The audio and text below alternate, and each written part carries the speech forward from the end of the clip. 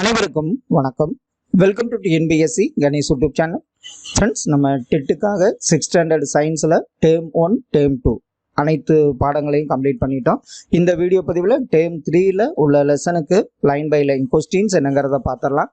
கண்டிப்பாக இந்த வீடியோ பதிவெல்லாம் உங்கள் ஸ்டடீஸ்க்கு ரொம்ப யூஸ்ஃபுல்லாக இருக்குன்னு நம்புகிறோம். வாங்க கேள்விகளை பார்த்தா. இந்த இதில் பார்த்தீங்கன்னா நம்ம டேர்ம் 3 புக்கு டேர்ம் 3 லெசன் 1 காந்தவியல், காந்தத்தை பற்றி நம்ம பார்க்க போகிறோம். காந்தங்கள் திசை காட்ட பயன்படுவதால் என்னவென்று அழைக்கப்பட்டன. அதாவது காந்தங்களை வச்சு பழங்காலத்தில் திசை காட்ட பயன்படுச்சு. அதனால் அந்த காந்த கற்களை கப்பலை கட்டியிருந்தாங்க. அதனால் காந்தங்களை என்னென்னு சொன்னாங்கன்னா வழிகாட்டும் கற்கள் என அழைக்கப்பட்டன. காந்த தன்மையுடைய பாறைகள் எவ்வாறு அழைக்கப்பட்டன? இப்போ பார்த்திங்கன்னா காந்த தன்மையுடைய பாறைகள் மேக்னடைட் என்ற பெயர்களால் அழைக்கப்பட்டன. அப்புறம் பார்த்திங்கன்னா மெக்னீசியா அப்படிங்கிற அந்த மேக்னீசியாங்கிற ஊர்லேருந்து தான் அந்த பாறையை ஃபஸ்ட்டு கண்டுபிடிச்சிருப்பாங்க. அதனால் அதன் பெயராலும் காந்த தன்மையுடைய பாறைகள் மேக்னடைட் என்று அழைக்கப்பட்டன. செயற்கை காந்தங்கள் யாவை? இப்போ பார்த்திங்கன்னா காந்தங்களை செயற்கையாகவும் தயாரிக்கிறாங்க. அதில் சில வகைகள் பார்த்திங்கன்னா லாடகாந்தம், சட்டகாந்தம், வளைய காந்தம், காந்த ஊசி போன்றவை செயற்கை காந்தங்களாகும். செயற்கை காந்த வடிவங்கள் சில கூறு. இப்போ பார்த்திங்கன்னா இதெல்லாம் பார்த்திங்கன்னா நீள்கோள வடிவமாக இருக்கும், வட்ட வடிவத்தில் இருக்கும், உருளை வடிவம், இது மாதிரி செயற்கை காந்த வடிவங்கள் சில ஆகும். காந்த தன்மையுடைய பொருட்கள் சில கூறுகள். அதாவது காந்த தன்மைனா அந்த பொருள் என்னது, காந்தத்தால் ஈர்க்கப்படும். இரும்பு, கோபால்ட், நிக்கல் போன்றவை காந்தத்தால் ஈர்க்கப்படும். அதனால் இதை என்ன சொல்லலாம், காந்த தன்மையுடைய பொருள்கள்னு சொல்லலாம். காந்த தன்மையற்ற பொருள்கள்னு பார்த்திங்கன்னா அது காந்தத்தால் ஈர்க்கப்படாது. இப்போ காகிதம், இந்த பிளாஸ்டிக், நெகிழி இதெல்லாம் பார்த்திங்கன்னா என்னது, காந்தத்தால் ஈர்க்கப்படாது. அதனால் அதையெல்லாம் நம்ம காந்த தன்மையற்ற பொருள்கள்னு சொல்லுவோம். காந்தத்தின் துருவங்கள் என்றால் என்ன? இப்போ காந்தத்தின் ஈர்ப்பு விசை பார்த்திங்கன்னா காந்தத்தின் இரு முனைகளில் அதிகமாக இருக்கும். அந்த முனைகளை தான் நம்ம என்னங்கன்னா காந்தத்தின் துருவங்கள் என அழைக்கிறோம். இப்போ சிம்பிளாக பார்த்திங்கன்னா காந்தத்தின் முனைகளில் ஈர்ப்பு விசை அதிகமாக இருக்கும். அதைத்தான் நம்ம காந்த துருவங்கள் என்று அழைக்கிறோம். தொங்க விடப்பட்ட காந்தத்தின் திசையாது. இப்போ ஒரு காந்தத்தை தொங்க விட்டால் அது பார்த்திங்கன்னா அந்த ஓய்வு நிலையில் பார்த்திங்கன்னா வடக்கு தெற்காகத்தான் இருக்கும். யார் கடற்பயணத்தில் காந்த கற்களை பயன்படுத்தினார்? சீனர்கள் தான் முதல்ல பார்த்திங்கன்னா காந்த கற்களை கடற்பயணத்தின் போது பயன்படுத்தினார். காந்த திசை காட்டும் கருவி எங்கு பயன்படுகிறது? இப்போ அது பார்த்திங்கன்னா கப்பல், விமானம், மலையேறுபவர்கள் இவர்கள்லாம் பார்த்திங்கன்னா காந்த திசை காட்டும் கருவியை பயன்படுத்துவார்கள். காந்தத்தின் ஈர்ப்பு என்றால் என்ன? இப்போ பார்த்திங்கன்னா நார்த் சவுத், அதாவது எதிரெதிர் துருவங்கள் எப்போவுமே ஈர்க்கும். காந்தத்தின் விலக்கு என்றால் என்ன? ஒத்த துருவங்கள். இப்போ நார்த்தையும் கொண்டு வச்சோம்னா அது ரெண்டும் விலக்கும். ஒத்த துருவங்கள் விலகுகின்றன. காந்த தன்மையை காந்தங்கள் எப்போது இழக்கின்றன? இப்போ ஒரு காந்தத்தை நம்ம வெப்பப்படுத்தும் போதும், அது அப்படியே மேலேருந்து கீழே போடும் போதும், ஒரு சுத்தியால் அதை போட்டு தட்டும் போதும், அது சரியாக பாதுகாப்பு இல்லாமல், அதாவது பராமரிப்பு இல்லைன்னா காந்த தன்மையை காந்தங்கள் இழக்கின்றன. அப்போ என்ன பண்ணுது, வெப்பப்படுத்தும் போது, கீழே போடும் போதும், சுத்தியால் தட்டும் போதும் சரியான பாதுகாப்பு இல்லைனாலும் தன்மையை காந்தங்கள் இழக்கின்றன. காந்தங்களை எவ்வாறு பாதுகாக்கலாம்? இப்போ பார்த்தீங்கன்னா இப்போ காந்தங்கள்னா ஒரு மரக்கட்டையை காந்தத்தின் மேல் சைடு நடுவில் வச்சுட்டு மேல் சைடும் கீழ் சைடும் பார்த்திங்கன்னா தேனிரும்பு துண்டு, இதை நம்ம சட்ட காந்தத்துக்கு பயன்படுத்தலாம். லாட காந்தத்துக்கு ஒரு தேனிரும்பு துண்டை பயன்படுத்துவோம். அப்போனா மரக்கட்டையும் தேனிரும்பு துண்டுகளையும் பயன்படுத்தி காந்தங்களை நாம் பாதுகாக்கலாம். காந்தங்களின் பயன்பாடுகள் யாவை? காந்தங்கள் எங்கெங்கே பயன்படுதுன்னா இது நிறையா இருக்குது. நான் சிலது மட்டும் போட்டிருக்கேன். ஒளிப்பான்கள், மோட்டார்கள், பைகள், கதவுகளின் தாழ்பால், காந்த திசை காட்டி, மின்காந்த தூக்கிகள், ரயில்கள், இதில் எல்லாம் நம்ம என்ன பயன்படுத்தணும்னா காந்தத்தை பயன்படுத்துகிறோம். மின்காந்த தொடர்வண்டி உள்ள நாடுகள் யாவை? இப்போது பார்த்தீங்கன்னா நான் பார்த்தோம், ஒத்த துருவங்கள் என்ன விளக்கும். இந்த தத்துவத்தை பயன்படுத்தி தான் மின்காந்த தொடர்வண்டிகள்லாம் சில நாட்டில் இருக்குது. இப்போ இதில் பார்த்திங்கன்னா சீனா, ஜப்பான், தென்கொரியா போன்ற நாடுகளில் மின்காந்த தொடர்வண்டிகள் உள்ளன. இப்போ நம்ம நாட்டிலையும் பார்த்திங்கன்னா இந்தியாவில் என்ன பண்ணியிருக்காங்க, அதுக்கு உண்டான ஆராய்ச்சியை சாத்தியக்கூறுகளை ஆராய்ந்துட்டு இருக்காங்க. இயற்கை காந்தம் இது மேக்னடைட் தான் அந்த பாறையிலிருந்து வர்றது தான் என்ன சொல்லுவோம், இயற்கை காந்தம். காந்த ஊசி பெட்டியை பயன்படுத்தி டேஸை அறிந்து கொள்ள முடியும். இதெல்லாம் புக் பேக். அதாவது காந்த ஊசி பெட்டியை பயன்படுத்தி நம்ம திசையை அறிந்து கொள்ள முடியும். பொறுத்துக, அதாவது காந்த திசை காட்டி. காந்த திசை காட்டியா எது பயன்படுகிறதுனா காந்த ஊசி. ஈர்ப்பு, எதிரெதிர் துருவங்கள் தான் ஈர்ப்பு. விலகுதல், ஒத்த துருவங்கள் தான் விலகும். காந்த துருவங்கள் அப்படின்னா அதிக காந்த வலிமையுடைய முனைகளை தான் நம்ம காந்த துருவங்கள்னு சொல்லுவோம். ஃப்ரெண்ட்ஸ், இதோட லெசன் 1 முடிஞ்சது காந்தவியல். இப்போ இதில் டேர்ம் 3 லெசன் 2 பார்த்திங்கன்னா நீரை பற்றி நம்ம பார்க்கலாம். இயற்கையில் நீரானது எந்தெந்த நிலையில் காணப்படுகிறது? இப்போ பார்த்திங்கன்னா நீரானது திண்ம, திரவ, வாயு நிலையில் காணப்படுகிறது. திண்ம நிலைன்னா என்ன சொல்லுவோம், பனிக்கட்டியாக இருக்கும். திரவ நிலைன்னா ஆறு, குளம், கடல், ஏரின்னு திரவ நிலையில் நீராக இருக்கும். வாயு நிலையில் பார்த்திங்கன்னா நீராவியாக இருக்கும். கடல்களில் காணப்படும் நீரின் அளவு என்ன? இப்போ உலகத்திலே நீரின் இதில் பார்த்திங்கன்னா 97% வந்து கடலில் காணப்படுகிறது. நன்னீரின் இப்போ உலகத்தில் வந்து பார்த்திங்கன்னா நம்ம மக்கள்லாம் பயன்படுத்துகிற நன்னீரின் அளவு, அதாவது குடிக்க பயன்படுத்துகிற நன்னீரின் அளவு பார்த்திங்கன்னா 3% தான். நீரின் மூலக்கூறு என்ன? நீரின் மூலக்கூறு 2 ஹைட்ரஜன் H2O, 2 ஹைட்ரஜன் ஒரு ஆக்சிஜன் மூலக்கூறு. உலக நீர் தின நாள் இது. மார்ச் 22ஆம் தேதி தான் நம்ம உலக நீர் தின நாளாக கொண்டாடி வருகிறோம். நீர் சுழற்சியின் 3 நிலைகள் யாவை? இப்போ நீர் சுழற்சின்னா இப்போ ஆவியாதல், ஆவி சுருங்குதல், மழை பொழிதல். இப்போ ஒரு குளம் ஏரியில் சூரிய ஒளியால் என்னாகும், அந்த நீர் வந்து ஆவியாகும், மேலே போய் ஆவி சுருங்கி மேகம் வந்து என்ன வந்து மழை பொழிதல். இதுதான் வந்து நீர் சுழற்சியின் 3 நிலைகள்: ஆவியாதல், ஆவி சுருங்குதல், மழை பொழிதல். நீர் சுழற்சியை எவ்வாறு அழைக்கிறோம்? அதாவது ஹைட்ராலஜிக்கல் சைக்கிள், அதாவது ஹைட்ராலஜிக்கல் சுழற்சி தான் நீர் சுழற்சியை வந்து ஹைட்ராலஜிக்கல் சுழற்சின்னு அழைக்கிறோம். இயற்கை நன்னீர் ஆதாரங்கள் யாவை? இது நம்மளுக்கு இது மேற்பரப்பு நீர், அதாவது ஆறு, குளம் இது மாதிரி இருக்கிறது மேற்பரப்பு நீர். உறைந்த நீர்னால் துருவங்களில் காணப்படுகிற இப்போ மலை, இமயமலை இது மாதிரியில் காணப்படுகிறது உறைந்த நீர். நிலத்தடி நீர்னால் பூமியின் அடியில் காணப்படுகிறது தான் வந்து நம்ம நிலத்தடி அடிநீர். இதுதான் வந்து இயற்கை நன்னீர் ஆதாரங்களாகும். காலன் என்றால் என்ன? நீரின் கன அளவை அளக்கும் அளவுக்கு பேர் தான் காலன். ஒரு காலன் என்பது எவ்வளவு லிட்டர்? இப்போ பார்த்தீங்கன்னா ஒரு காலன் என்பது 3.785 லிட்டர். 3.785 லிட்டர் தான் வந்து ஒரு காலன்னு நம்ம சொல்கிறோம். காலன்கிறது நீரின் கன அளவை அளக்கும் அளவு. நீர்த்தேக்கங்களில் உள்ள நீரின் அளவை எவ்வாறு அளக்கலாம்? இப்போ நம்ம நீர்த்தேக்கங்களில் நீரின் அளவெல்லாம் நியூஸ்லாம் கேட்டிருப்போம், டிஎம்சி அல்லது ஃபீட்டு. அணைகளிலிருந்து திறக்கப்படும் நீரின் அளவை எவ்வாறு அளக்கலாம்? இதை வந்து கியூசெக் அப்படின்னு, அதாவது கன அடி ஃபர் வினாடி தான் நம்ம வந்து என்னது கியூசெக்னு சொல்கிறோம். அப்போ அணைகளிலிருந்து திறக்கப்படும் நீரின் அளவினை எவ்வாறு அளக்கலாம்னா கியூசெக், கன அடி ஃபர் வினாடி. நீரை பாதுகாப்பதற்கான வழிமுறைகள் யாவை? இப்போ நீரை வந்து இப்போலாம் பார்த்தீங்கன்னா நீர் மேலாண்மை, மழை நீர் சேகரிப்பு இதெல்லாம் நீர் மேலாண்மை தொழிற்சாலையிலேருந்து வர கழிவு, மக்கள் வந்து நீரை கரெக்டாக பயன்படுத்தணும். இது மாதிரி வந்து மக்களுக்கு வந்து நிறையா நீரை பற்றி நிறைய வந்து சொல்கிறது வந்து நீர் மேலாண்மைன்னு இருக்குது. மழை நீர் சேகரிப்பு, கண்டிப்பாக ஒவ்வொரு வீட்டுக்கும் மழை நீர் சேகரிப்பு வேணும்னு சொல்லியிருப்பாங்க. இதெல்லாம் வந்து நீரை பாதுகாப்பதற்கான வழிமுறைகள் ஆகும். முகத்துவாரம் என்றால் என்ன? இப்போ வந்து ஒரு நீர்நிலை ஆறு வந்து கடலை சந்திக்கும் அந்த ஈரமான பகுதிக்கு பேர் தான் வந்து என்ன பேருனா முகத்துவாரம். தமிழ்நாட்டில் உள்ள சதுப்பு நிலங்கள் யாவை? சதுப்பு நிலங்கள்லாம் அது எப்போவுமே எனது ஈரத்தன்மையாக இருக்கும். தமிழ்நாட்டில் பார்த்திங்கன்னா பிச்சாவரம், முத்துப்பேட்டை, பள்ளிக்கரணை, செம்பரம்பாக்கம் சதுப்பு நிலம் போன்ற 4 இடத்துல சதுப்பு நிலங்கள் காணப்படுகின்றன. எலிமெண்ட்ஸ் ஆஃப் கெமிஸ்ட்ரி என்ற நூலை வெளியிட்டவர் யார்? எலிமெண்ட்ஸ் ஆஃப் கெமிஸ்ட்ரி என்ற நூலை வெளியிட்டவர் லவாய்சியர் ஆவார். நவீன வேதியியலில் புரட்சியை ஏற்படுத்தியவர் யார்? நவீன வேதியியலில் புரட்சியை ஏற்படுத்தியவர் லவாய்சியர். நீரானது ஹைட்ரஜனும் ஆக்சிஜனும் இணைந்து உருவானது என்று நிரூபித்தவர் யார்? இப்போ நீருங்கிறது ஹைட்ரஜன், 2 ஹைட்ரஜனும் ஒரு ஆக்சிஜன்கிறத நிரூபித்தவர் பார்த்தீங்கன்னா லவாய்சியர். இது வந்து புக் பேக் கொஸ்டின் பொறுத்துக. வெள்ளம்னா அதிகமாக அளவு மழை இருந்தால் தான் வெள்ளம் வரும். மேற்பரப்பு நீருக்கு வந்து உதாரணம் ஏரிகள். சூரிய ஒளி வந்து பார்த்திங்கன்னா ஆவியாதல். மேகங்கள்ங்கிறது நீராவி. உறைந்த நீருங்கிறது துருவங்களில் காணப்படுகிறது. ஃப்ரெண்ட்ஸ், இதோட டேர்ம் 3ல் லெசன் 2 முடிஞ்சுது. இப்போ பார்த்திங்கன்னா டேர்ம் 3 லெசன் 3ல் அன்றாட வாழ்வியல் வேதியியல், அதாவது நம்ம என்னென்ன வேதியியல் பொருட்களை வந்து அன்றாட வாழ்வில் பயன்படுத்திக்கிறோம் அப்படிங்கிறத பார்க்கலாம். வேதியியல் மாற்றம் என்றால் என்ன? இப்போ வேதியியல் மாற்றம்னா ஒரு பொருளானது அது மாதிரி ஒரு புதிய பொருளை உருவாக்கும் நிகழ்வுக்கு தான் வேதியியல் மாற்றம்னு பெயர்.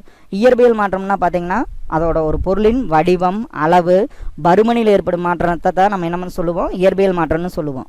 இயற்கை நிறங்காட்டி எது? இப்போ இயற்கை நிறங்காட்டிங்கிறத அறிவியலாளர் சொல்கிறது பார்த்திங்கன்னா மஞ்சளை தான் இயற்கை நிறங்காட்டின்னு சொல்லுவாங்க. சமையலுக்கு பயன்படுத்தும் உப்பு எது? இது வந்து நம்மளுக்கே தெரியும், சோடியம் குளோரைடு, NaCl. வெங்காயத்தினை நறுக்கும் பொழுது கண்களில் நீர் வர காரணம் என்ன? இப்போ வெங்காயத்தை நறுக்குனா கண்ணில் எல்லாத்துக்கும் தண்ணீர் வருது.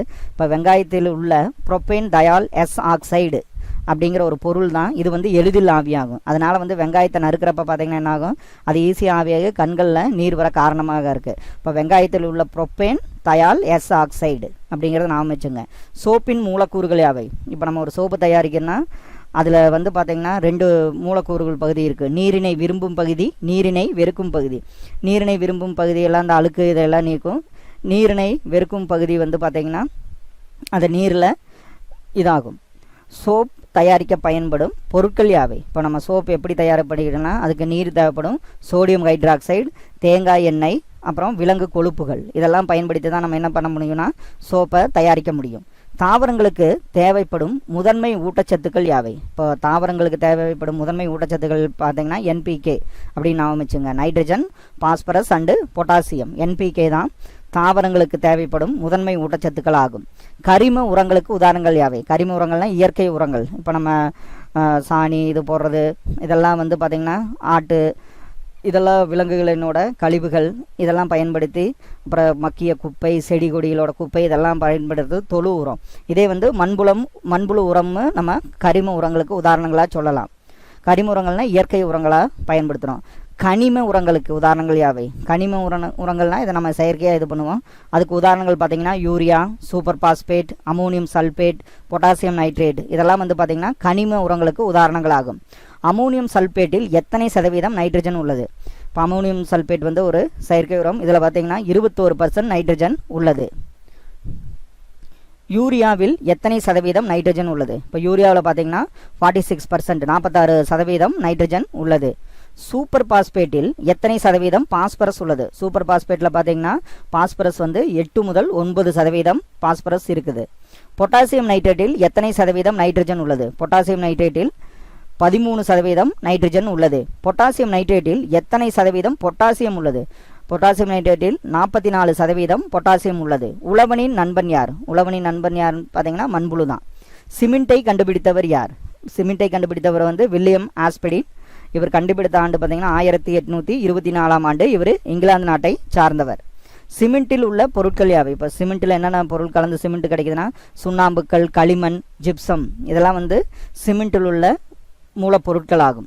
சிமெண்ட்டின் கெட்டிப்படும் தன்மையை தாமதமாக்குவது எது? சிமெண்ட்டை வந்து டக்குன்னு ஒரு காற்று பட்டா ஒரு இது பட்டாவெல்லாம் கெட்டியாகாமல் அந்த தன்மையை தாமதமாக்குவது வந்து ஜிப்சம். இது ஒரு இம்பார்ட்டன்ட். சிமெண்ட்டின் கெட்டிப்படும் தன்மையை தாமதமாக்குவது ஜிப்சம் ஆகும். காரை இப்போ சிமெண்ட் பயன்படுத்தி காரை நம்ம போகிறதுக்கு என்ன பண்ணலாம்? அது என்ன கலவையாக இருக்குன்னா சிமெண்ட்டு, மணல் மற்றும் நீர் கலந்த கலவையாக இருக்கும். இதே கற்காரை வேணும்னா என்ன பண்ணலாம்? சிமெண்ட்டு, மணல், ஜல்லிக்கற்கள் மற்றும் நீர் சேர்ந்த கலவைக்கு பேர் தான் கற்காரை. இதே வலுவூட்டப்பட்ட காரை, இது கான்கிரீட்டுக்கு என்ன பண்ணுவோம்? சிமெண்ட்டு, மணல், ஜல்லிக்கற்கள், இரும்பு கம்பி இல்லைன்னா இரும்பு வளையமாக இருக்குது, அதில் என்ன இருக்கும்? நீர் சேர்ந்த கலவைக்கு பேர் தான் வலுவூட்டப்பட்ட காரை. ஜிப்சத்தின் வேதிப்பெயர் என்ன? ஜிப்சத்தின் வேதிப்பெயர் பார்த்தீங்கன்னா கால்சியம் சல்பேட் டை ஹைட்ரேட். இதை வந்து நம்ம என்னென்னா calcium CaSO4 2H2O, CaSO4 calcium sulphate. Caங்கிறது கால்சியம், SO4ங்கிறது சல்பேட், டை வந்து 2 ஹைட்ரேட். ஜிப்சத்தின் பயன்கள் யாவை? ஜிப்சம் எதற்காக பயன்படுகிறதுனா உரம் தயாரிக்க பயன்படுகிறது. சிமெண்ட்டு, பாரிஸ் சாந்து தயாரிக்க ஜிப்சம் பயன்படுகிறது. எப்சத்தின் வேதிப்பெயர் என்ன? ஜிப்சம் வேற, எப்சம் வேற. எப்சத்தின் வேதிப்பெயர் பார்த்தீங்கன்னா மெக்னீசியம் சல்பேட் ஹைட்ரேட். மெக்னீசியம் வந்து Mg, சல்பேட்டுக்கு வந்து SO4, ஹைட்ரேட்டுக்கு வந்து இதில் வந்து 7 நீர் மூலக்கூறு இருக்குது, 7H2O. Magnesium sulphate ஹைட்ரேட்டுங்கிறதான் எப்சத்தின் வேதிப்பெயர். எப்சத்தின் பயன்கள் யாவை? இப்போ இதை பார்த்தீங்கன்னா மருத்துவமனையில் ஒரு மன அழுத்தத்தை நீக்க எப்சம் பயன்படுகிறது. தசை மற்றும் நரம்பை சீராக்க வந்து எப்சம் பயன்படுகிறது. தோல் நோய்களை நீக்கவும் எப்சத்தை நாம் பயன்படுத்தலாம். அந்த களிம்புல எல்லாம் பார்த்தீங்கன்னா எப்சம் இருக்கும். பாரிஸ் சாந்தின் வேதிப்பெயர் என்ன? பாரிஸ் சாந்தின் வேதிப்பெயர் பார்த்தீங்கன்னா calcium sulphate hemihydrate. Calcium sulphate hemihydrate. Calcium சல்பேட்டுக்கு Ca வந்து கால்சியம், சல்பேட் வந்து SO4. இப்போ இந்த 4லாம் பார்த்தீங்கன்னா சப்ஸ்கிரிப்டில் இருக்கும், கீழே வரும் ஓகேல. H2O அரை மூலக்கூறு நீர் இருக்கும். H2O வந்து பாரிஸ் சாந்தின் வேதிப்பெயர் பார்த்தீங்கன்னா கால்சியம் சல்பேட் ஹெமிஹைட்ரேட். பாரிஸ் சாந்து எதிலிருந்து தயாரிக்கப்படுகிறது? இப்போ நம்ம ஜிப்சத்தை அதை வெப்பப்படுத்தும் போது நீர் வெளியேறி என்ன நம்மளுக்கு கிடைக்கிறதுனா பாரிஸ் சாந்து கிடைக்கிறது. பாரிஸ் சாந்து தயாரிக்க ஜிப்சம் எங்கிருந்து அதிகம் கிடைக்கிறது? இப்போ அதில் பார்த்தீங்கன்னா பாரிஸ் சாந்து தயாரிக்கக்கூடிய அந்த ஜிப்சம் வந்து பிரான்ஸ் தலைநகர் பாரிஸில் தான் கிடைக்குது. அதனால தான் அதுக்கு கிடைச்சதுனால அதுக்கு பேர் என்ன வந்ததுன்னா பாரிஸ் சாந்துன்னே பேர் வந்துருச்சு. பாரிஸ் சாந்துவின் பயன்கள் யாவை? இது பார்த்தீங்கன்னா எழுதும் பொருளாக, இப்போ நம்ம சாக்பீஸ், எலும்பு முறிவுகளை சரி செய்ய பயன்படுகிறது. சிலைகளை வார்க்க, கட்டுமான துறைகளில் வந்து பாரிஸ் சாந்து பயன்படுகிறது. பீனால் என்பது ஒரு கார்பாலிக் அமிலம். இதோட ஃபார்முலா பார்த்தீங்கன்னா 6 கார்பன் 5 ஹைட்ரஜன் ஒரு ஹைட்ராக்சைடு, C6H5OH. C6H5OH தான் பீனால். பீனாலோட இது வந்து பார்த்தீங்கன்னா ஒரு கார்பாலிக் அமிலம். இதில் புக் பேக்கில் பார்த்தீங்கன்னா இது பென்சாயிக் அமிலமா ஹைட்ரோகுளோரிக் அமிலமா அப்படின்னு 4 ஆப்ஷன் இருக்கும். கரெக்ட் ஆன்சர் பார்த்தீங்கன்னா பீனால் என்பது ஒரு கார்பாலிக் அமிலம். பீனாலின் நிறம் என்னது? இப்போ பார்த்தீங்கன்னா பீனால் நிறம் வந்து நிறமற்றது. இது அந்த கரைகளோடு சேர்றப்ப பார்த்தீங்கன்னா இளஞ்சிவப்பு நிறமாக மாறும். பீனாலின் பயன்கள் யாவை? இது வந்து கிருமி நாசினியாக பயன்படுகிறது, வாய் கொப்பளிக்க பயன்படுகிறது, கழிவறையை சுத்தம் செய்ய, அறுவை சிகிச்சையில் ஒரு கிருமி நாசினியாக பீனால் பயன்படுகிறது. ஒட்டும் பொருளின் வகைகள் யாவை? இப்போ நம்ம க்ளூ அந்த பசையெல்லாம் சொல்லுவோம். இதை வந்து இயற்கை மற்றும் செயற்கை ஒட்டும் பொருள்னு 2 வகையாக பிரிக்கலாம். இயற்கை ஒட்டும் பொருளுக்கு உதாரணங்கள் யாது? இப்போ நீரில் கரைக்கப்பட்ட ஸ்டார்ச்சை வந்து நம்ம என்ன சொல்லலாம்? இயற்கை ஒட்டும் பொருளுக்கு உதாரணமாக கூறலாம். சோப்புகளின் முதன்மை மூலம் என்ன? இப்போ சோப்பு தயாரிக்க முதன்மை மூலம்ங்கிறது தாவர எண்ணெய் அல்லது விலங்கு கொழுப்பு. இது 2 தான் சோப்புக்கு தயாரிக்க முதன்மை மூலமாகும். இது வந்து புக் பேக்கில் பொறுத்துக. சோப்புங்கிறது சோடியம் ஹைட்ராக்சைடு கண்டிப்பாக தேவைப்படும். சிமெண்ட்டுக்கு பார்த்தீங்கன்னா என்னது? அந்த ஆர்சிசி, அந்த கான்கிரீட்டு. உரங்களுக்கு வந்து பார்த்தீங்கன்னா NPK, sodium potassium phosphorus, nitrogen phosphorus and potassium, NPK உரங்கள். ஜிப்சம் வந்து பார்த்தீங்கன்னா கால்சியம் சல்பேட் 2 ஹைட்ரைடு, அதாவது கால்சியம் சல்பேட் 2H2O தான் வந்து என்னது? ஜிப்சம். பீனால்ங்கிறது ஒரு கார்பாலிக் அமிலம். இது C6H5OHங்கிறது பீனால். ஃப்ரெண்ட்ஸ், இதோட லெசன் 3 முடிஞ்சது, அன்றாட வாழ்வில் வேதியியல். இப்போ நம்ம டேர்ம் 3ல் லெசன் 4 நமது சுற்றுச்சூழல் உயிரற்ற காரணிகள். அதாவது நமது சுற்றுச்சூழல்னா உயிரற்ற காரணிகள் சூரியன், காற்று, நீர், மண், தாது பொருட்கள், இதெல்லாம் வந்து நம்ம உயிரற்ற காரணிகள்னு சொல்லுவோம். இதே உயிருள்ள காரணிகள்னா மனிதன், தாவரம், விலங்கு, இதெல்லாம் வந்து உயிருள்ள காரணிகள்னு சொல்லுவோம். அப்போது சூழ்நிலை மண்டலம் என்றால் என்ன அப்படிங்கிறத பார்த்தீங்கன்னா, உயிர் உள்ளவையும் உயிரற்றவையும் சேர்ந்துள்ள ஒரு கட்டமைப்புக்கு பேர் தான் சூழ்நிலை மண்டலம் எனப்படும். சூழ்நிலை மண்டலத்தின் வகைகள் யாவை? இப்போ இந்த கிளாஸில் பார்த்தீங்கன்னா அதை வந்து 2 வகையாக பிரிக்கலாம். இயற்கை சூழ்நிலை மண்டலம் மற்றும் செயற்கை சூழ்நிலை மண்டலம்.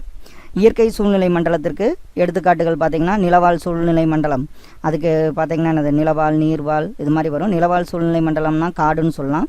நீர்வாழ் சூழ்நிலை மண்டலத்துக்கு குளம், இதெல்லாம் வந்து இயற்கையாக அமைஞ்சதை வந்து இயற்கை சூழ்நிலை மண்டலம்னு சொல்லுவோம். இதே செயற்கை சூழ்நிலை மண்டலம், இப்போ செயற்கையாக பார்த்தீங்கன்னா மனிதனால் அமைக்கப்பட்டது. இப்போ நிலவாழ் சூழ்நிலை மண்டலம் இதுக்கு பார்த்திங்கன்னா மனிதனால் அமைக்கப்பட்டதுக்கு வந்து பார்த்திங்கன்னா தோட்டத்தை நம்ம உதாரணமாக சொல்லலாம். இதே நீர்வாழ் சூழ்நிலை மண்டலத்துக்கு ஒரு மீன் வளர் தொட்டி, அதாவது மீன் வளர்க்குற தொட்டியை வந்து நம்ம என்ன சொல்லலாம்? செயற்கையாக அமைஞ்சது. இது வந்து செயற்கை சூழ்நிலை மண்டலத்துக்கு நீர்வாழ் சூழ்நிலை மண்டலம். அதுக்கு உதாரணம் பார்த்திங்கன்னா மீன் தொட்டியே சொல்லலாம். சூழ்நிலை மண்டலத்தின் இயற்பியல் சார்ந்த கூறுகள் யாவை? இப்போ சூழ்நிலை மண்டலம்னா இயற்பியல் சார்ந்த கூறுகள் எதுன்னு பார்த்திங்கன்னா ஒளி, லைட்டு, வெப்பம், காற்றின் ஈரப்பதம், இதெல்லாம் வந்து சூழ்நிலை மண்டலத்தின் இயற்பியல் சார்ந்த கூறுகளாகும். சூழ்நிலை மண்டலத்தின் மண் சார்ந்த கூறுகள் யாவை? இப்போ மண்ணை ரிலேட்டட் பண்ணி பார்த்தீங்கன்னா மண்ணின் கூறுகள், மண்ணிலுள்ள காற்று, மண்ணிலுள்ள ஈரப்பதம், இதெல்லாம் வந்து பார்த்திங்கன்னா சூழ்நிலை மண்டலத்தின் மண் சார்ந்த கூறுகளாகும். உற்பத்தியாளர்கள் என்றால் என்ன? இப்போ பார்த்திங்கன்னா தாவரங்களை தான் நம்ம உற்பத்தியாளர்கள் மெயினாக சொல்லலாம். இப்போ பார்த்திங்கன்னா தனக்கான உணவை தானே உற்பத்தி செய்யக்கூடிய உயிரினங்களுக்கு தான் உற்பத்தியாளர்கள். தனக்கான உணவை தானே உற்பத்தி செய்து கொள்ளக்கூடிய உயிரினங்களுக்கு உற்பத்தியாளர்கள்னு பெயர். இப்போ இதில் வந்து பார்த்திங்கன்னா தாவரங்கள் தான் என்னது? மெயினாக உற்பத்தியாளர்கள். இது வந்து தனக்கான உணவை தானே வந்து உங்களுக்கு உற்பத்தி செஞ்சுக்கும். அடுத்து பார்த்திங்கன்னா உற்பத்தியாளர்கள், அதாவது உற்பத்தியாளர்களுக்கு மற்றொரு பெயர் என்ன? இப்போ தற்சார்பு ஊட்ட உயிரிகள், அதான் வந்து எனது உற்பத்தியாளர்களின் மற்றொரு பெயர் வந்து தற்சார்பு ஊட்ட உயிரிகள். இது வந்து எனது எடுத்துக்காட்டு வந்து உற்பத்தியாளருக்கு எடுத்துக்காட்டு தாவரங்கள் தான். நுகர்வோர்கள் என்றால் என்ன? இப்போ தனக்கான உணவை தானே உற்பத்தி செய்ய முடியாமல் பிற உயிரினங்களை சார்ந்திருந்தால் வந்து அதை வந்து நம்ம என்னென்னு சொல்லுவோம்? நுகர்வோர்கள்னு சொல்லுவோம். நுகர்வோர்களின் மற்றொரு பெயர் என்ன? இப்போ பிறசார்பு ஊட்ட உயிரிகள், அதாவது இப்போ எடுத்துக்காட்டு விலங்குகள். இப்போ புல் தானாமரம், இது அது உற்பத்தியாளர். அந்த புல்லை வந்து ஆடுதுன்னுச்சுன்னா அதை வந்து என்ன சொல்லுவோம்? நுகர்வோர்கள். ஆடை வந்து நுகர்வோர்கள்னு சொல்லுவோம். நுகர்வோர்களின் மற்றொரு பெயர் வந்து பிறசார்பு ஊட்ட உயிரிகள். இதுக்கு உதாரணம் பார்த்திங்கன்னா விலங்குகள்னு சொல்லலாம். உணவு உண்ணும் அடிப்படையில் விலங்குகளை எத்தனை வகையாக பிரிக்கலாம்? இதெல்லாம் நம்ம பேசிக்காக கொஞ்சம் ஒரு தடவை ரீகால் பண்ணிங்கன்னா இந்த வீடியோ டாப்பிக்கே உங்களுக்கு ஞாபகம் வந்துடும். தாவர உண்ணிகள், ஊனுண்ணிகள், அனைத்துண்ணிகள் மற்றும் சிதைப்பவைகள். தாவர உண்ணிகள்லாம் பார்த்திங்கன்னா தாவரங்கள் மற்றும் பசு, ஆடு, மான், இதெல்லாம் வந்து தாவர உண்ணிகள். ஊனுண்ணிகள், இப்போ வந்து இது பார்த்திங்கன்னா சிங்கம், புலி, தவளை, ஆந்தை, இதெல்லாம் வந்து பார்த்திங்கன்னா ஊனுண்ணிகள்னு சொல்லுவோம். அனைத்துண்ணிகள் மனிதன், காகம், இதெல்லாம் பார்த்தீங்கன்னா அனைத்துண்ணிகள். தாவரத்தையும் சாப்பிடும், விலங்குகளையும் சாப்பிட்றது தான் அனைத்துண்ணிகள். சிதைப்பவைகள், அதாவது இப்போ ஒரு மண்ணில் ஒரு பழைய செடி இதெல்லாம் விழுந்ததுன்னா சிதைப்பவைகள் வந்து என்னென்னு பார்த்தீங்கன்னா பாக்டீரியா மற்றும் பூஞ்சைகளை தான் சிதைப்பவைகள் அப்படின்னு நம்ம சொல்லலாம். உணவுச் சங்கிலி என்றால் என்ன? இப்போ ஒரு சூழ்நிலை மண்டலம் இருக்குது, அதில் உண்ணுதல் மற்றும் உண்ணப்படுதலுக்கான வழிமுறை தான் உணவுச் சங்கிலின்னு சொல்லுவோம். இப்போ இதில் பார்த்திங்கன்னா உணவுச் சங்கிலிங்கிறது இப்போ ஒரு புல் இருக்குது, புல்லை வந்து என்ன பண்ணுது, ஆடு இல்லைன்னா மான் சாப்பிடுது, மானை வந்து என்ன பண்ணுது, புலி வந்து சாப்பிடுது. இதை வந்து நம்ம என்னென்னு சொல்லலாம், ஒரு உணவுச் சங்கிலி. இப்போ உணவுச் சங்கிலின்னு பார்த்திங்கன்னா ஒரு சூழ்நிலை மண்டலத்தில் உண்ணுதல் மற்றும் உண்ணப்படுதலுக்கான வழிமுறை தான் உணவுச் சங்கிலின்னு சொல்லுவோம். உற்பத்தியாளர்களுக்கு எடுத்துக்காட்டுகள் நம்ம தாவரங்கள், இதை வந்து எனது புற்கள், இதை சொல்லலாம். நுகர்வோர்களுக்கு எடுத்துக்காட்டுகள் மான், ஆடு, மாடு, புலி, இதெல்லாம் வந்து பார்த்திங்கன்னா நுகர்வோர்களுக்கு எடுத்துக்காட்டுகள் ஆகும். சிதைப்பவைகளுக்கு எடுத்துக்காட்டுகள் யாவைன்னு பார்த்திங்கன்னா பாக்டீரியாக்கள், பூஞ்சைகள்லாம் வந்து பார்த்திங்கன்னா சிதைப்பவைகளுக்கு எடுத்துக்காட்டுகள் ஆகும். புல்வெளியில் காணப்படும் உணவுச் சங்கிலி யாது? இப்போ புல்வெளியில் என்ன இருக்குன்னா தாவரங்கள், புல் இருக்கும், புல்லை வந்து என்ன பண்ணும், மான் சாப்பிடும், மானை வந்து என்னது, புலி சாப்பிடும். இது வந்து புல்வெளியில் காணப்படும் உணவுச் சங்கிலி. இதே நீர்நிலையில் காணப்படும் உணவுச் சங்கிலின்னு பார்த்தீங்கன்னா நீர்வாழ் தாவரம் இருக்கும், அதை வந்து என்னது, நீர்வாழ் பூச்சி சாப்பிடும்.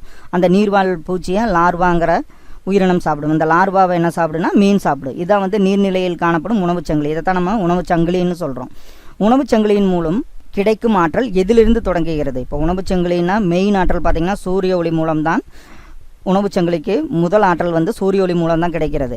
இதில் பார்த்திங்கன்னா புல் இருக்குது, அதை வந்து என்ன சாப்பிடு, வெட்டுக்கிளி சாப்பிடு, வெட்டுக்கிளி வந்து என்ன, தவளை வந்து வெட்டுக்கிளி சாப்பிடு, தவளை வந்து என்னது, கழுகு சாப்பிடு. இதை வந்து ஒரு உணவுச் சங்கிலி. இதில் புல்லுங்கிறதுக்கு மெயின் ஆதாரம் பார்த்திங்கன்னா சூரிய ஒளி தான் வந்து மெயின் ஆதாரம். உணவுச் சங்கிலியில் உள்ள பல்வேறு நுகர்வோர்கள் யாவை? இப்போது உணவுச் சங்கிலியில் பார்த்திங்கன்னா பல்வேறு நுகர்வோர்கள் இருக்காங்க. அதில் வந்து பார்த்திங்கன்னா முதல் நிலை நுகர்வோர்கள், இரண்டாம் நிலை நுகர்வோர்கள், மூன்றாம் நிலை நுகர்வோர்கள், நான்காம் நிலை நுகர்வோர்கள் நம்ம பிரிக்கலாம். முதல் நிலை நுகர்வோர்கள்னால் அவங்க யாருன்னு பார்த்திங்கன்னா தாவரங்களை உண்ணும் விலங்குகளை தான் நம்ம முதல் நிலை நுகர்வோர்கள் அப்படின்னு சொல்லுவோம். இரண்டாம் நிலை நுகர்வோர்கள்னால் முதல் நிலை நுகர்வோர்களை உண்ணும் விலங்குகளை தான் நம்ம வந்து இரண்டாம் நிலை நுகர்வோர்கள்னு சொல்லுவோம். இதே மூன்றாம் நிலை நுகர்வோர்கள்னால் இரண்டாம் நிலை நுகர்வோர்களை உண்ணும் விலங்குகளை தான் மூன்றாம் நிலை நுகர்வோர்கள்னு சொல்லுவோம். இதே நான்காம் நிலை நுகர்வோர்கள்னால் மூன்றாம் நிலை நுகர்வோர்களை உண்ணும் விலங்குகள், உயிரினங்கள். அந்த நான்காம் நிலை நுகர்வோர்களும் எப்போவுமே பார்த்திங்கன்னா வேட்டையாடும் விலங்குகளாக தான் நான்காம் நிலை நுகர்வோர்கள் இருக்கும். இப்போ இதுக்கு எக்ஸாம்பிள் பார்த்திங்கன்னா புல் இருக்குது, புல் வந்து என்னது, அது உற்பத்தியாளர் தானா. அதை வந்து முதல்நிலை நுகர்வோர் பார்த்திங்கன்னா வெட்டுக்கிளி, புல்லை வந்து சாப்பிட்றது ஃபஸ்ட்டு முதல்நிலை நுகர்வோர் வந்து வெட்டுக்கிளி. அந்த வெட்டுக்கிளியை சாப்பிட்ற தவளை வந்து இரண்டாம் நிலை நுகர்வோர். இந்த தவளையை வந்து என்ன சாப்பிடுதுன்னா பாம்பு சாப்பிடுது. இதை வந்து நம்ம என்னென்னு சொல்லலாம், மூன்றாம் நிலை நுகர்வோர்கள்னு சொல்லுவோம். இந்த நான்காம் நிலை நுகர்வோரில் வந்து பார்த்திங்கன்னா பாம்பு என்னது, வேட்டையாடி கழுகு வந்து வேட்டையாடி பாம்பை சாப்பிடுது. இதை தான் நம்ம என்ன சொல்ல, சிம்பிளாக நான் அமைச்சுங்க. புல் இருக்கும், இது உற்பத்தியாளர், வெட்டுக்கிளி வந்து முதல் நிலை நுகர்வோர், தவளை வந்து இரண்டாம் நிலை நுகர்வோர், பாம்பு வந்து மூன்றாம் நிலை நுகர்வோர், கழுகு வந்து பார்த்திங்கன்னா நான்காம் நிலை நுகர்வோருக்கு. இதுதான் வந்து உதாரணங்களாகும். உணவு வலை என்றால் என்ன? இப்போ ஒரு சூழ்நிலை மண்டலத்தில் இந்த புல், வெட்டுக்கிளி, தவளை, பாம்பு, கழுகு மாதிரி இன்னொரு உணவுச் சங்கிலி இருக்குது. எல்லா உணவுச் சங்கிலிகளையும் இணைத்தால் பல்வேறு பிணைப்புகளை கண்ட ஒரு வலையமைப்பு கிடைக்கும். இதில் அந்த புக்கில் பார்த்திங்கன்னா புல் இருக்கும், ஆடும் சாப்பிடும், இன்னொன்று வந்து பார்த்திங்கன்னா வெட்டுக்கிளியும் சாப்பிடும். இது மாதிரி 2-3 உணவு வலை வந்து ஒரு உணவு சங்கிலி வந்து ஒரு வலை பின்னலாக இருக்குது. இதை வந்து உணவு வலைன்னு சொல்லுவோம். கழிவுகளின் சில வகைகள் யாவை? இப்போ இதெல்லாம் நம்ம பேசிக்காக திடக்கழிவுகள், திரவ கழிவுகள், வாயு கழிவுகள், இதெல்லாம் வந்து நம்ம கழிவுகளின் வகைகள்.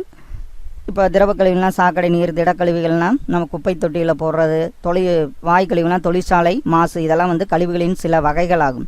திடக்கழிவுகளை நம்ம எவ்வாறு படிக்கலாம்? இப்போ நம்ம பார்த்திங்கன்னா மட்கும் கழிவுகள், மட்காத கழிவுகள்.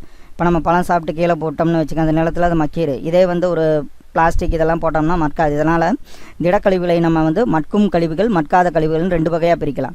மட்கும் கழிவுகளுக்கு எடுத்துக்காட்டுகள் இப்போ இந்த காய்கறி, பழத்தோல், தாவரம், உணவு கழிவுகள், இதெல்லாம் வந்து பார்த்திங்கன்னா மட்கும் கழிவுன்னு சொல்லுவோம். இதே மட்காத கழிவுகள்னால் பிளாஸ்டிக், நெகிழி பைகள், உலோகங்கள், அலுமினிய கேன்கள், கண்ணாடி பாட்டில்கள், இதெல்லாம் வந்து நம்ம என்னென்னு சொல்லுவோம், மட்காத திடக்கழிவுகள்னு சொல்லுவோம். அடுத்து பார்த்திங்கன்னா 3R கோட்பாடு என்றால் என்ன? அதாவது 3R 3R கோட்பாடுனா ரெடியூஸ், ரீயூஸ் அண்டு ரீசைக்கிள். ரெடியூஸ்னால் குறைத்தல், ரீயூஸ்னால் மீண்டும் பயன்படுத்துதல், ரீசைக்கிள்னால் மறுசுழற்சி செய்தலை தான். இந்த 3R கோட்பாடு தான் வந்து பார்த்திங்கன்னா மெயினாக யூஸ் பண்ணி இந்த திடக்கழிவு மேலாண்மையெல்லாம் யூஸ் பண்ணி கொஞ்சம் கொஞ்சமாக திடக்கழிவு மேலாண்மையை குறைச்சிட்டு வராங்க. இப்போ திடக்கழிவு மேலாண்மையில் பார்த்திங்கன்னா SWM சாலிட் வேஸ்ட் மேனேஜ்மெண்ட், இதில் வந்து பார்த்திங்கன்னா ஒரு டாப்பிக்கே இருக்குது. அதில் வந்து தவிர்த்தல், பயன்பாட்டை குறைத்தல், மீண்டும் பயன்படுத்துதல், மறுசுழற்சி, உரமாக மாற்றுதல், எரித்து சாம்பலாக்கல், நிலத்தில் நிரப்புதல், இது மாதிரி இருக்கும். இப்போ இதெல்லாம் ஈஸியாக நம்ம தவிர்த்தல்னா, நம்ம ஒரு பொருள் வந்து வேணான்னா அது வந்து திடக்கழிவு இதாக இருந்ததுன்னா அதை நம்ம தவிர்க்கணும். அதோட பயன்பாட்டை குறைக்கிறது, அதை மீண்டும் பயன்படுத்துறது, ரீசைக்கிள் பண்ணுறது. அதை முடிஞ்சதுன்னா நம்ம என்ன சொல்லலாம், ரீசைக்கிள் பண்ணி உரமாக மாற்றலாம். இல்லைன்னா அதை எரித்து சாம்பலாக்கல், நிலத்தில் அதை கொட்டி அதில் ஒரு தோட்டமாக இது மாதிரிலாம் அமைக்கலாம். இதெல்லாம் வந்து திடக்கழிவு மேலாண்மையில் உள்ள அந்த முக்கிய அது பிரமிடு மாதிரி போட்டிருப்பாங்க, அதில் உள்ள பாயிண்ட்ஸ் ஆகும். வீட்டு உபயோக ஆபத்தான, அதாவது வீட்டில் பயன்படுத்தலாம் ஆபத்தான கழிவுகள்னு என்னென்னு பார்த்தீங்கன்னா, இப்போ இதெல்லாம் நம்ம பேசிக்காக தெரியும். தேவையற்ற பெயிண்ட் ட்ரம்கள், பூச்சிக்கொல்லி மருந்து கேன்கள், சிஎஃப்எல் பல்புகள், அந்த குழல் பல்புகள், காலாவதியான மருந்துகள், பயன்படுத்திய ஊசிகள், பயன்படுத்திய மாத்திரைகள், இதெல்லாம் வந்து எனது வீட்டு உபயோக ஆபத்தான கழிவுகள் ஆகும். இந்தியாவில் ஒவ்வொருவரும் உருவாகும் கழிவுகளின் சராசரி அளவு என்ன? இப்போ இந்தியாவில் பார்த்தீங்கன்னா ஒவ்வொரு மனுஷனும் உருவாக்குற சராசரி கழிவு பார்த்தீங்கன்னா 0.45 கிலோகிராம். இது பார்த்திங்கன்னா இந்தியாவில் மக்கள் தொகை அதிகம். அந்த புக்கில் இருக்கிற மாதிரி அதை நம்ம கன்னியாகுமரியிலேருந்து என்ன டெல்லி வரைக்கும் கூட என்ன பண்ணுது, நம்ம ஒரு ரோடு மாதிரி அதை கழிவுகளையெல்லாம் போட்டு போகிற அளவுக்கு ஒவ்வொரு நாளும் வந்து ஒவ்வொரு இந்தியானும் பார்த்திங்கன்னா 0.45 கிலோகிராம் கழிவுகளை உற்பத்தி பண்ணிகிட்ருக்காங்க. மாசுபாட்டின் வகைகள் இதெல்லாம் பேசிக்காக, அதாவது air pollution, water pollution, land pollution and sound pollution. காற்று மாசுபாடு, காற்று மாசுபாடுனா தொழிற்சாலையிலிருந்து வர புகை இது மாதிரிலாம் இருக்குது. நீர் மாசுபாடுனா நம்ம பூச்சிக்கொல்லி இதெல்லாம் வந்து செடிகளுக்கு பயன்படுத்துகிறோம், துவைக்கிறது. கழிவு நீரெல்லாம் வந்து என்ன ஆகும், அந்த நீரில் இது பண்ணுறது, இது மாதிரி நிறையா இதெல்லாம் வந்து பேசிக்காக தெரிஞ்சுக்கோங்க, அவ்வளோதான். காற்று மாசுபாடு, நீர் மாசுபாடு, நில மாசுபாடு மற்றும் ஒளி மாசுபாடு. இந்த பட்டாசு வெடிக்கிறது, இப்போ நம்ம வந்து என்னது இந்த சவுண்ட் அதிகமாக வைக்காமல் பக்கத்து வீட்டு கூட டிஸ்டர்ப் பண்ணாமல் நம்ம பாட்டு கேட்குறது, இது மாதிரிலாம் வந்து பார்த்திங்கன்னா இதெல்லாம் வந்து நம்ம ஒளி மாசுபாடுன்னு சொல்லுவோம். இது வந்து புக் பேக்கில் பொறுத்துக. உயிரின கூறுகள், உயிரின கூறுகள்னால் விலங்குகளை வந்து நம்ம உயிரின கூறுகள்னு சொல்லுவோம். சாக்கடை கழிவுகள்னால என்ன ஆகுனா நீர் மாசுபாடு, செயற்கை உரங்கள்னால நில மாசுபாடு. இதே பாலைவனம் வந்து பார்த்திங்கன்னா நிலவாழ் சூழ்நிலை மண்டலத்துக்கு எடுத்துக்காட்டு. புகை வந்து பார்த்திங்கன்னா என்ன ஆகுனா காற்று மாசுபாடு. உயிரின கூறுகள் விலங்குகள், சாக்கடை கழிவுகள் வந்து நீர் மாசுபாடு, செயற்கை உரங்கள் நில மாசுபாடு, பாலைவனம் வந்து நிலவாழ் சூழ்நிலை மண்டலம், லாஸ்ட் ஒன் புகை வந்து காற்று மாசுபாடு. பொருளாதார தாவரவியல் என்றால் என்ன? இப்போ பொருளாதார தாவரவியல்ங்கிறது ஒரு சயின்ஸு. இதை வந்து பார்த்திங்கன்னா மனிதர்களுக்கும் தாவரங்களுக்கும் இடையேயான தொடர்பு மற்றும் தாவரங்களின் பொருளாதார பயன்பாடு பற்றி படிக்கும் ஒரு அறிவியல் ஆகும். இப்போ அதனால் பொருளாதார தாவரவியல்ங்கிறது ஒரு படிப்பு. இது வந்து மனிதர்களுக்கும் தாவரங்களுக்கும் இடையான தொடர்பு மற்றும் பொருளாதார ரீதியாக தாவரங்களை எவ்வாறு பயன்படுகிறது அப்படிங்கிற பற்றி ஒரு படிப்பாகும். தாவரங்களை அதன் பொருளாதார அடிப்படையில் எவ்வாறு பிரிக்கலாம்? இதெல்லாம் உங்களுக்கு பேசிக்காக ஜஸ்ட்டு ஒரு கோத்ரூ பண்ணி வச்சுங்க. உணவு தாவரங்கள், நறுமணம் பொருள் தரும் தாவரங்கள், மருத்துவ தாவரங்கள், நார் தரும் தாவரங்கள், மரக்கட்டை தரும் தாவரங்கள், அலங்கார தாவரங்கள் அப்படின்னு நம்ம பொருளாதார அடிப்படையில் தாவரங்களை பிரிக்கலாம். இதில் என்னென்னங்கிறத நம்ம பார்க்கலாம். உணவு தாவரங்கள், இப்போ உணவு தாவரங்கள்லாம் நெல், காய்கறிகள், கனிகள், இதெல்லாம் வந்து நம்ம உணவை தரக்கூடிய தாவரங்களை நம்ம உணவு தாவரங்கள்னு சொல்கிறோம். உணவு தாவரங்களை எவ்வாறு பிரிக்கலாம்? பேசிக்காக பார்த்திங்கன்னா காய்கறிகள், தானியங்கள், பருப்பு வகைகள் இதெல்லாம் தர தாவரங்களை சொல்லலாம். அதே மாதிரி எண்ணெய் வித்துக்கள் தரும் தாவரங்கள், காஃபி, தேயிலை இதெல்லாம் வந்து நம்ம என்னென்னு சொல்லலாம், உணவு தாவரங்கள்னு சொல்லலாம். உணவை தரக்கூடிய தாவரங்கள் உணவு தாவரங்கள். அதே பார்த்திங்கன்னா அடுத்தது பார்த்திங்கன்னா நறுமணப் பொருட்கள் தரும் தாவரங்கள். இப்போ நம்மளுக்கு என்னென்னா இந்திய நறுமணப் பொருட்கள் பார்த்திங்கன்னா பல மேலை நாடுகளுக்கு நம்ம என்ன பண்ணுறோம், எக்ஸ்போர்ட் பண்ணுறாங்க. அதில் வந்து முக்கியமான இந்திய நறுமணப் பொருட்கள் பார்த்திங்கன்னா ஏலக்காய், மிளகு, கறிவேப்பிலை, வெந்தயம், பெருஞ்சீரகம், ஓமம், பிரியாணி இலை, சீரகம், கொத்தமல்லி, மஞ்சள், கிராம்பு, இஞ்சி, ஜாதிக்காய், பட்டை இதெல்லாம் வந்து என்ன சொல்லலாம், நம்ம இந்திய நறுமணப் பொருட்கள். மருத்துவ தாவரங்கள், மருத்துவ தாவரங்கள்னால் அந்த தாவரங்கள் சில செடிகள், அதோட இதெல்லாம் பார்த்திங்கன்னா என்னாகும், மருத்துவ பயன்கூடிய மனிதர்களுக்கு மருத்துவ பயனுள்ளதாக இருக்கும். அதை வந்து நம்ம மருத்துவ தாவரங்கள்னு சொல்லுவோம். இந்த புக்கில் பார்த்திங்கன்னா பேசிக்காக, அதாவது தாவர பெயர் என்ன, அது பயன்படும் பாகம், அதோட மருத்துவ பயன் அப்படிங்கிறத போட்டிருக்காங்க. இப்போ நெல்லி பயன்படும் பாகம் நெல்லிக்கனி தான். இதோட மருத்துவ பயன் பார்த்திங்கன்னா நோய் எதிர்ப்பு சக்தி அதிகரிக்க பயன்படும். அதே மாதிரி விட்டமின் சி குறைவால் ஸ்கர்வி நோய்க்கு மருந்தாக வந்து என்ன பயன்படுகிறதுனா நெல்லிக்கனி பயன்படுகிறது. அடுத்தது பார்த்திங்கன்னா துளசி. இதோட பயன்படும் பாகம் இலையும் பயன்படுத்துவாங்க, விதையும் பயன்படுத்துவாங்க. இதோட மருத்துவ பயன் பார்த்திங்கன்னா இருமல், சளி, மூச்சுக்குழாய், அலர்ஜி இதெல்லாம் சரி செய்ய வந்து துளசியை பயன்படுத்துவாங்க. சோற்றுக்கற்றாழை இதோட பயன்படும் பாகம் வந்து இலைகள். இது எதுக்கு பயன்படுனா மலமிளக்கியாக பயன்படுகிறது. காயத்தை குணப்படுத்த, குடல் புண் ஆற்ற, தோல் எரிச்சலை நீக்க இதுக்கெல்லாம் வந்து பார்த்திங்கன்னா சோற்று கற்றாழையை பயன்படுத்துகிறாங்க. அடுத்தது பார்த்திங்கன்னா வேம்பு. இதோட பயன்படும் பாகம் பார்த்திங்கன்னா மரப்பட்டை, அதோட இலைகள், அதோட விதைகள், இதெல்லாம் பயன்படும் பாகம். இது எதுக்கு பயன்படுதுன்னா தோல் நோய்க்கு மருந்தாக பயன்படுகிறது வேம்பு. அதே மாதிரி கிருமி நாசினியாகவும் வேம்பு பயன்படுகிறது. அடுத்தது பார்த்திங்கன்னா மஞ்சள். இதை வந்து நம்ம என்னன்னா தண்டு பகுதி தான் மஞ்சள் நாம் பயன்படுத்துவோம். இதோட பயன் பார்த்திங்கன்னா கிருமி நாசினியாக பயன்படுகிறது. அதே மாதிரி ஒரு காயம் பட்டுச்சுன்னா அதில் மஞ்சள் தடவுனா என்ன ஆகும்னா தொற்று ஏற்படாமல் தடுக்கவும் மஞ்சள் பயன்படுகிறது. இந்த இதில் பார்த்திங்கன்னா இது ரொம்ப கொஞ்சம் இம்பார்ட்டன்ட், நல்லா பார்த்து வச்சுங்க. நார் தரும் தாவரங்கள், இப்போ கயிறு இதுக்கெல்லாம் பார்த்திங்கன்னா நார் தான் வரும். அது மாதிரி நார் தரும் தாவரங்களை நாம் நார் தரும் தாவரங்கள்னு சொல்லுவோம். நார் தரும் தாவரங்களை பார்த்திங்கன்னா 2 வகையாக பிரிக்கலாம். பயன்பாட்டின் அடிப்படையில் மற்றும் பாகங்களின் அடிப்படையில் 2 டைப்பாக பிரிக்கலாம். இப்போ ஃபஸ்ட்டு பார்த்திங்கன்னா நார் தரும் தாவரங்களை பயன்பாட்டின் அடிப்படையில் எவ்வாறு பிரிக்கலாம். இதில் பார்த்திங்கன்னா நெசவு நார்கள்லாம் நம்ம நெசவு துணி நெய்ய உதவும் நார்கள். இதை பருத்தி நெசவு நார்களுக்கு. இதே கயிறு நார்கள்னால் கயிறு தயாரிக்க இது வந்து தென்னையோட இது ஒரு நார்கள் வரும். அதே நிரப்பும் நார்கள், இப்போது மெத்தையெல்லாம் பார்த்திங்கன்னா இலவம் பஞ்சுன்னு தான் சொல்லுவோம். அந்த இலவம் மரத்தோட பஞ்சு வந்து நிரப்பும் நார்கள்னு பயன்படுகிறது. இப்போ பயன்பாட்டின் அடிப்படையில் நெசவு நார்கள், கயிறு நார்கள் மற்றும் நிரப்பும் நார்கள்னு பிரிக்கலாம். இதே நார் தரும் தாவரங்களை பாகங்களின் அடிப்படையில் எவ்வாறு பிரிக்கலாம். விதைகளின் மேற்புற தூவினார்கள்னால் அதை வந்து பருத்தியை நம்ம சொல்லலாம். அல்லது அடுத்தது பார்த்திங்கன்னா தண்டு அல்லது தண்டிலை நார்கள். இது ஆளி, சணல், இதெல்லாம் தண்டு இல்லைன்னா தண்டிலை நார்கள் பயன்படுகிறது. இதே இலை நார்களுக்கு உதாரணம் பார்த்திங்கன்னா கற்றாழை. உரிமட்டை நார்கள், இதுக்கு உதாரணம் பார்த்திங்கன்னா தேங்காய். இதெல்லாம் வந்து உரிமட்டை நார்கள் வந்து தேங்காய். இது வந்து பார்த்திங்கன்னா பாகங்களின் அடிப்படையில் தாவரங்களை எப்படி பிரிக்கலாங்கிறத பார்த்தோம். எந்த மாநிலம் இந்திய சணல் உற்பத்தியில் பாதியை, அதாவது 50% வந்து இந்திய சணல் உற்பத்தியை வந்து மேற்கு வங்காளம் நிறைவு செய்கிறது. அப்போ சணல் உற்பத்தினாவே மேற்கு வங்காளம் நாம் வச்சுங்க. இந்தியாவில் சணல் எந்தெந்த மாநிலங்களில் உற்பத்தி ஆகிறது. மொத்தம் 7 மாநிலங்கள். அது என்னென்னு பார்த்தீங்கன்னா மேற்கு வங்காளம், அசாம், ஒடிசா, பீகார், உத்தரப்பிரதேசம், திரிபுரா மற்றும் மேகாலயா. இந்த 7 மாநிலங்களில் தான் சணல் உற்பத்தி ஆகிறது. மரக்கட்டைகளை அதன் வலிமை மற்றும் அடர்த்தி அடிப்படையில் எவ்வாறு பிரிக்கலாம். இப்போ மரக்கட்டை தரும் தாவரங்கள் அப்படிங்கிற ஒரு டாபிக் இருக்குது. இதில் மரக்கட்டைகள் அதன் வலிமை மற்றும் அடர்த்தி அடிப்படையில் 2 வகையாக பிரிக்கலாம். வன்கட்டைகள் மற்றும் மென்கட்டைகள். வன்கட்டைகள்னால் நல்லா கடினமாக இருக்கும். அதுக்கு எடுத்துக்காட்டுகள் பார்த்திங்கன்னா தேக்கு, பலா. எந்த வகை நிலவால் பூக்கும் தாவரங்களில் இருந்து வன்கட்டைகள் பெறப்படுகிறது. இது கொஞ்சம் இம்பார்ட்டன்ட். அதாவது ஆஞ்சியோஸ்பெர்ம் வகை தாவரங்களிலிருந்து தான் பார்த்திங்கன்னா வன்கட்டைகள் பெறப்படுகின்றன. மோஸ்ட்லி பார்த்திங்கன்னா ஆஞ்சியோஸ்பெர்ம் வகை. மென்கட்டைகளுக்கு எடுத்துக்காட்டுகள்னா கடம்பு மற்றும் பைன் மரம். இதெல்லாம் வந்து மென்கட்டைகளுக்கு எடுத்துக்காட்டு. பொதுவாக மென்கட்டைகள் எந்த வகை தாவரங்களிலிருந்து அதாவது பெறப்படுகின்றன. இப்போ ஆஞ்சியோஸ்பெர்ம் வந்து பூக்கும் தாவரம். இதே ஜிம்னோஸ்பெர்ம் வந்து பூக்காத தாவர வகையான ஜிம்னோஸ்பெர்ம் வகை தாவரங்களிலிருந்து தான் அதாவது ஒரு 80% மென்கட்டைகள் பெறப்படுகின்றன. கூட்டு மரப்பலகைக்கு உதாரணம் யாது. நம்ம ஃப்ளைவுட் சொல்லுவோம், அதை வந்து கூட்டு மரப்பலகைக்கு.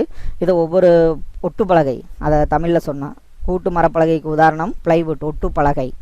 அலங்காரம் தரும் தாவரங்களை அலங்கார தாவரங்கள்னு சொல்லுவோம். இது மோஸ்ட்லி பார்த்திங்கன்னா காகிதப்பூ, மல்லி, ரோஜா, செவ்வந்தி, ஜெர்பரா, கார்னேஷன், குரோட்டான்ஸ், நந்தியாவட்டம், செம்பருத்தி. இதெல்லாம் வந்து நம்ம என்ன வீட்டில் தோட்டத்தில் இதுக்கெல்லாம் வந்து அழகுக்காக ஒரு அலங்கார தாவரங்களாக பயன்படுத்துகிறோம். இதே டீலோனிக்ஸ் மரம், இதுவும் வந்து அலங்கார தாவரத்தில் ஒரு வகை. இதை வந்து என்னென்னு சொல்லலாம், காட்டுத்தீ அப்படிங்கிறதுன்னு சொல்கிறாங்க. பட்டுப்புழுக்கள் எதை உணவாக உட்கொள்கின்றன. இந்த டாபிக் பார்த்திங்கன்னா தாவரங்களுக்கும் விலங்குகளுக்கும் இடையேயான உறவு பற்றி இந்த டாப்பிக்கில் சொல்லுவாங்க. பட்டுப்புழுக்கள் வந்து பார்த்திங்கன்னா என்னது, மல்பெரி இலைகளை வந்து சாப்பிட்டு தான் நம்மளுக்கு பட்டு தருது. அதே மாதிரி விலங்கு மற்றும் தாவரங்களுக்கு இடையேயான தொடர்பு என்ன.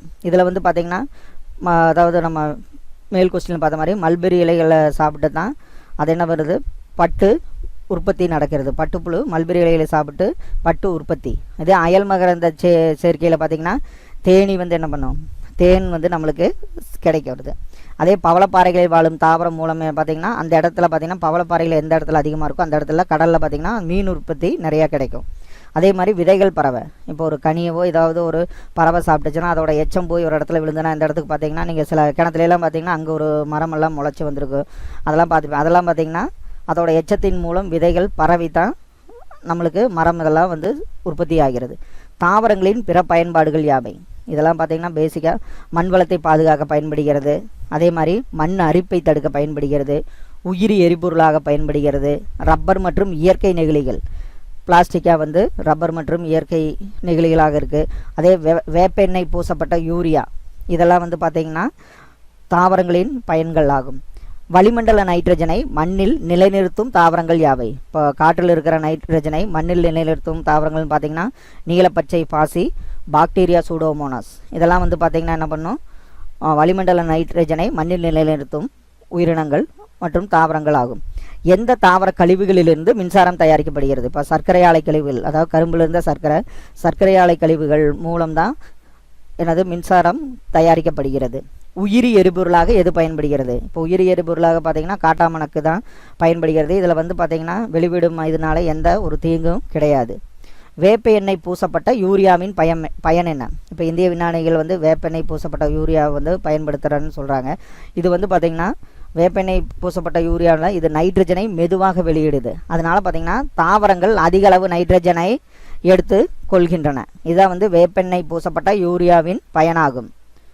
தாவரங்களின் மகரந்த சேர்க்கைக்கு உதவும் பறவை எது? இதெல்லாம் புக் பேஸ்ட், வாத்தா, கிளியா, புறாவா, ஓசனி சிட்டுன்னு இருக்கும். ஓசனி சிட்டு தான் வந்து பார்த்திங்கன்னா தாவரங்களின் மகரந்த சேர்க்கைக்கு உதவும் பறவை ஓசனி சிட்டு.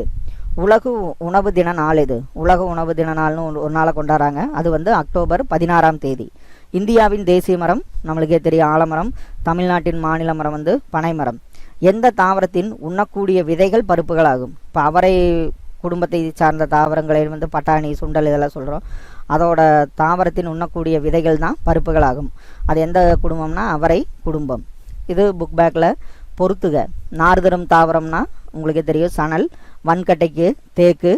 வேம்பு பார்த்திங்கன்னா கிருமி நாசினியாக பயன்படுகிறது. ஏலக்காய் வந்து நறுமண பொருள். கம்பு வந்து சணல், கம்பு வந்து தானியம். இப்போ ஹார்ட்வேர்னால் நம்ம தமிழ் என்னன்னு சொல்லுவோம், வன்பொருள்னு சொல்லுவோம். இதே சாஃப்ட்வேரை வந்து நம்ம என்னென்னு சொல்லுவோம், மென்பொருள்னு சொல்லுவோம். இப்போ நாம் கணினிக்கு கட்டளையை எதன் வழியாக கொடுக்கிறோம்? இப்போ நம்ம கம்ப்யூட்டருக்கு கமாண்ட்ஸ் வந்து எதில் வழியாக கொடுக்குறோன்னா ஹார்ட்வேர், வன்பொருள் மூலமாக தான் நம்ம கொடுக்குறோம். வன்பொருள் என்றால் என்ன? நாம் தொட்டு உணரக்கூடிய அனைத்து பொருட்களும், அதாவது நம்ம சிஸ்டம், அதாவது கம்ப்யூட்டரில் நம்ம தொட்டு உணரக்கூடிய அனைத்து பொருட்களையுமே நம்ம ஹார்ட்வேர்னு வன்பொருள்னு நம்ம சொல்லலாம். வன்பொருளுக்கு உதாரணம் சொன்னால் பார்த்திங்கன்னா input device, keyboard, mouse, output device, printers, monitor, CPU, cabinet, mother board, hard disk, CD, ROM, CPU, RAM, graphics card, இது எல்லாத்தையும் சொல்லுவோம். ரேம்னா ரேண்டம் ஆக்சஸ் மெமரி, ரோம்னா ரீட் ஒன்லி மெமரி, சிடின்னு என்ன சொல்லுவோம், காம்பேக்ட் டிஸ்க்கு அப்படின்னு சொல்லுவோம். இதெல்லாம் நம்ம என்ன சொல்லலாம்னா தொட்டு உணரக்கூடிய அனைத்து பொருட்களையும் ஹார்ட்வேர், வன்பொருள்னு சொல்லுவோம். மென்பொருள் என்றால் என்ன? இப்போ நீங்கள் கணினியால் புரிந்து கொள்ளக்கூடிய குறியீட்டு மொழி. இப்போ நம்ம பேசிக்காக பார்த்திங்கன்னா கம்ப்யூட்டர் சயின்ஸ் படிச்சிருந்தா தெரியும். அதில் பார்த்திங்கன்னா என்ன பண்ணுமோ லாங்குவேஜஸ், அதாவது நம்ம C++, ஜாவா, இது மாதிரி வந்து நம்ம ஒரு லாங்குவேஜ் லேர்ன் பண்ணிவிட்டு அதில் நம்ம சாஃப்ட்வேர் நம்ம ரெடி பண்ண முடியும். அதுக்கெல்லாம் வந்து பார்த்திங்கன்னா ஒரு லாங்குவேஜ் தெரிஞ்சிருந்தால் தான் அந்த கணினிக்கு தகுந்த மாதிரி இப்போ ஒரு VB.NETஓ இல்லை VBஓ இது மாதிரிலாம் வந்து நம்ம ஒரு லாங்குவேஜ் தெரிஞ்சுட்டு அதுக்கு தகுந்த மாதிரி ப்ரோக்ராம் பண்ணுவோம். அதில் ப்ரோக்ராமில் ஒரு அப்ளிகேஷன் சாஃப்ட்வேர், ஏதாவது ஒரு சாஃப்ட்வேர் நம்ம ரெடி பண்ணுவோம். அதைத்தான் நம்ம என்ன சொல்லுவோம், மென்பொருள்னு சொல்லுவோம். இணையம் வருவதற்கு முன்பே மின்னஞ்சல் பயன்பாட்டில் இருந்தது. இப்போ நம்ம பார்த்திங்கன்னா இமெயில், பார்த்திங்கன்னா இன்டர்நெட் வர்றதுக்கு முன்னாடி இமெயில் வந்து யூஸாக இருந்தது. இப்போ இமெயில் கண்டுபிடிச்சது ஒரு தமிழர் தான். ஆனால் வந்து பார்த்திங்கன்னா அந்த காப்பி ரைட்ஸ் அது இதிலெல்லாம் பார்த்திங்கன்னா அவரை தள்ளி விட்டுட்டாங்க. ஆனால் வந்து இமெயிலுங்கிறது வந்து இன்டர்நெட்டுக்கு முன்னாடி இமெயில் வந்து யூஸ் பண்ணிகிட்டு இருந்தாங்க. மென்பொருளின் வகைகள் யாவை? இப்போ வந்து பார்த்திங்கன்னா மென்பொருளை வந்து நம்ம இயக்க மென்பொருள், சிஸ்டம் சாஃப்ட்வேர், ஆர் பயன்பாட்டு அல்லது பயன்பாட்டு மென்பொருள், அப்ளிகேஷன் சாஃப்ட்வேர்னு சொல்லுவோம். இப்போ இயக்க மென்பொருள்னால் ஒரு சிஸ்டம் வந்து ஒர்க் ஆகுதுன்னா கண்டிப்பாக ஆப்ரேட்டிங் சிஸ்டம் தேவைப்படும். இதில் நிறைய ஆப்ரேட்டிங் சிஸ்டம் இருக்குது. Linux, Windows, Mac, Android. மேக்னா இந்த ஆப்பிள் ஐஃபோனுக்கு, விண்டோஸ் உங்களுக்கே தெரியும். ஆண்ட்ராய்டு வந்து நம்ம ஆண்ட்ராய்டு ஃபோனில், அது மாதிரி வந்து இதெல்லாம் சொல்கிறது இயக்க ஒரு ஆப்ரேட்டிங் சிஸ்டம் மாதிரி சிஸ்டம் சாஃப்ட்வேர்னு இது பண்ணுறது தான் வந்து என்னது இயக்க மென்பொருள். இதே வந்து பார்த்திங்கன்னா பயன்பாட்டு மென்பொருள், அப்ளிகேஷன் சாஃப்ட்வேர். இப்போ ஒன்று ரெடி பண்ணியிருப்பாங்க, நீங்கள் இப்போ ஒரு VB.NET ஒரு VB ஆர் ஆண்ட்ராய்டில் ஒரு ஆப் கிரியேட் பண்ணிங்கன்னா அதை என்ன பண்ணலாம், நம்ம ஒரு ஆப் ஸ்டோரில் கிரியேட் பண்ணால் அது மற்றவங்களுக்கு பயன்பாட்டு மென்பொருள். அது வந்து பார்த்திங்கன்னா எக்ஸாம்பிள் நிறைய சொல்லலாம். Video players, audio players, Word, Excel, PowerPoint, Paint, இதெல்லாம் வந்து நம்ம என்ன சொல்லலாம்னா பயன்பாட்டு மென்பொருள்னு நம்ம சொல்லுவோம். கட்டற்ற மற்றும் திறந்த மூல மென்பொருள், இதை வந்து என்ன சொல்லலாம், free and open source. Free and open சோர்ஸ்னால் நம்ம வந்து என்ன பண்ணலாம், வித்தவுட் இது இல்லாமல் காப்பிரைட்ஸ் இது இல்லாமல் நம்ம டவுன்லோட் பண்ணிக்க முடியும். அந்த கோடிங்கை நம்ம சேஞ்ச் பண்ண முடியும். நம்ம புதுசாக அதிலேருந்து ஒரு லாங்குவேஜ் வந்து கிரியேட் பண்ண முடியும், இல்லைனா ஒரு சாஃப்ட்வேர் கிரியேட் பண்ண முடியும். அதாவது ஃப்ரீ ஓப்பன் சோர்ஸ், இது உங்களுக்கே தெரியும். ஆனால் வந்து தமிழில் சொல்கிறக்காக கட்டற்ற மற்றும் திறந்த மூல மென்பொருளை வந்து நம்ம ஃப்ரீ அண்ட் ஓப்பன் சோர்ஸ்னு சொல்லுவோம். இதே கட்டணம் மற்றும் தனியுரிமை மென்பொருள் அதை வந்து நம்ம என்னென்னு சொல்லுவோம், paid and proprietary software. Paid and proprietary software தான் நம்ம கட்டணம் மற்றும் தனியுரிமை மென்பொருள். இப்போ நம்ம மேக்கோ இல்லை விண்டோஸோ வாங்கினா கண்டிப்பாக என்ன பண்ணணும், லைசன்ஸ் வாங்கி அந்த கோடு இருக்குது, அப்போ தான் நம்ம இன்ஸ்டால் பண்ண முடியும். அதெல்லாம் நம்ம என்ன சொல்லுவோம், கட்டணம் மற்றும் தனியுரிமை மென்பொருள்னு சொல்லுவோம். திறந்த மென்பொருளை தயாரிக்கவும் பயன்படுத்தலையும் ஊக்குவிக்கும் நிறுவனம் இது. அதாவது ஓப்பன் சோர்ஸ்னால் அதை வந்து ஒரு கம்பெனி வந்து என்ன பண்ணுறாங்க, அதை தயாரிக்கிறக்கும் அதை பயன்படுறதை ஊக்குவிக்கும் நிறுவனம் வந்து open source initiative. Open source initiative தான் திறந்த ஓப்பன் சோர்ஸ் சாஃப்ட்வேரை வந்து கிரியேட் பண்ணுறதுக்கும் அதை வந்து யூஸ் பண்ணுறதுக்கும் ஊக்குவிக்கும் நிறுவனமாகும்.